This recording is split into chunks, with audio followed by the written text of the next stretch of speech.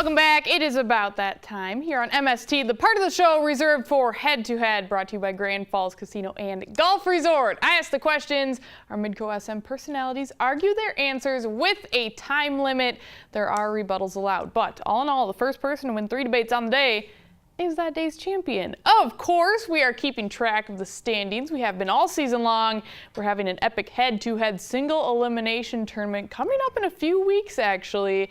The winner being crowned at the end of this month. So going head-to-head today, Grand Forks versus Sioux Falls. It's Marty Mueller and David Brown. We did a coin flip. It wasn't one of my best ones, but David won, and he has elected to go first. Is everyone ready? Let's do it. Yep.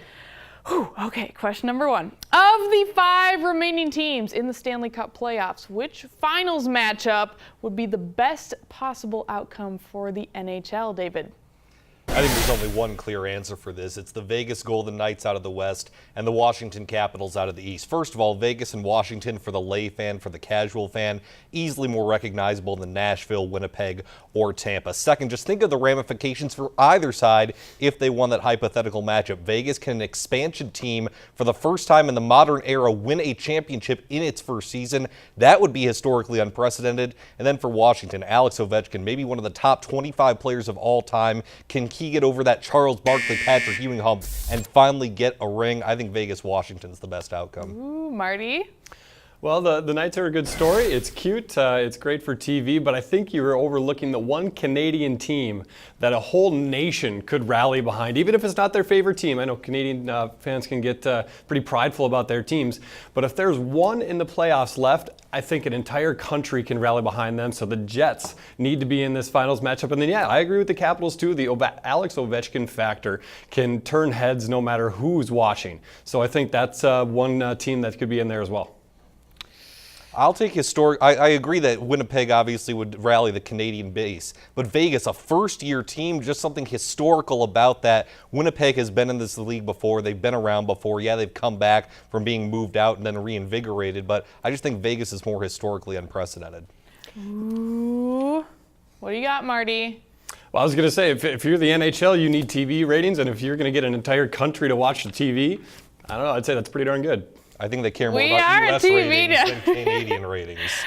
I gotta go with David on this one. The historical for Vegas to be in their first year. That'd be awesome. And then the Caps. Everyone just feels bad because they've gotten over one hump, the Pittsburgh hump. They got to get over one more. All right, David Brown wins question number 1. All right, more hockey. Question 2. Last week, the Dallas Stars named former University of Denver hockey coach Jim Montgomery as its new head coach.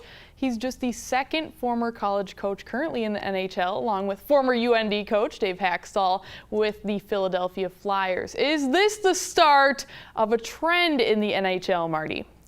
I don't know if I'd go as far to say a trend. I think in order to have a trend, you'd need to have something happen pretty regularly. And I look around the NCAA right now, and I don't know if there's any other coach that can confidently make that jump. I think you're looking at 2 guys in Hackstall and the Denver coach that they have very high, let's see, they were qualified for the job.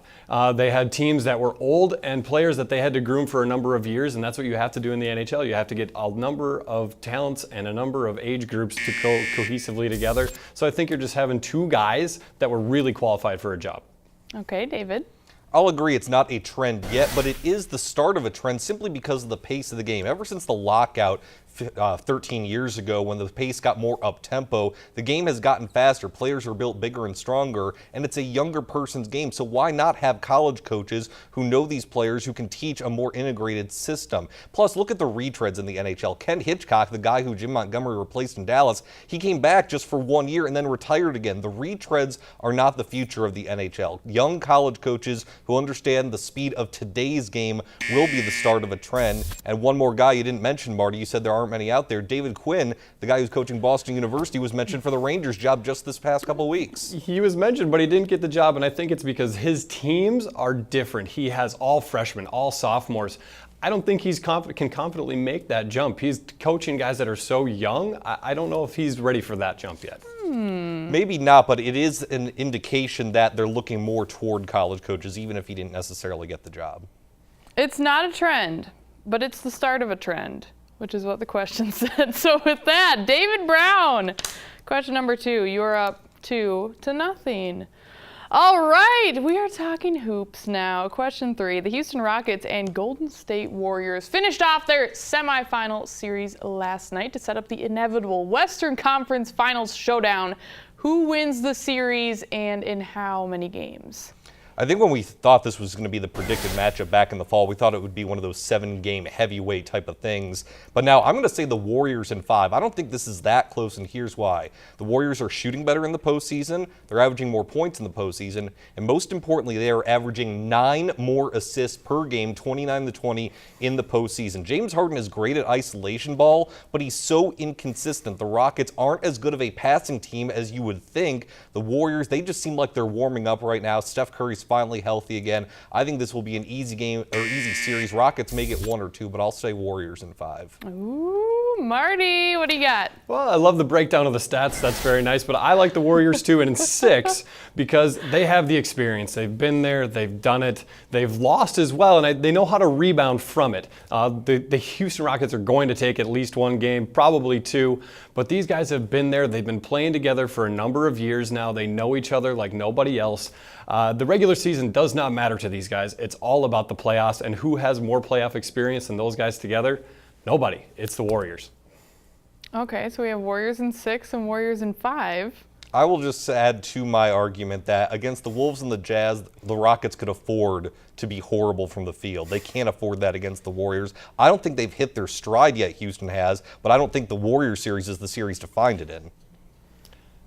Probably not, but again, they haven't been there. They don't know. David wins. That one, I gotta go with that.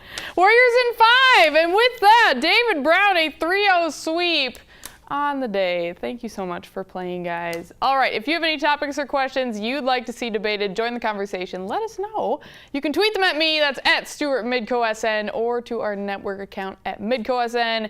We always love to hear from you guys. We are going to step away for a moment, but when we come back, I'll get you up to speed on what to expect on MST and our network for the remainder of the week. Stay right here.